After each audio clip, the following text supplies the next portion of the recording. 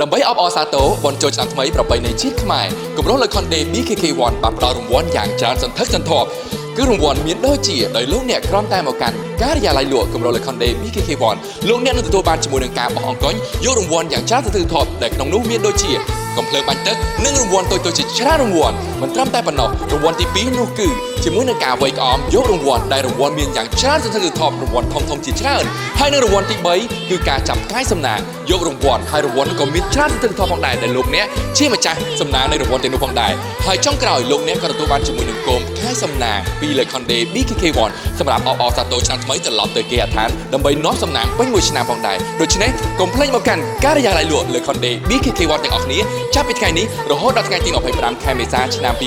2025សូមអរគុណ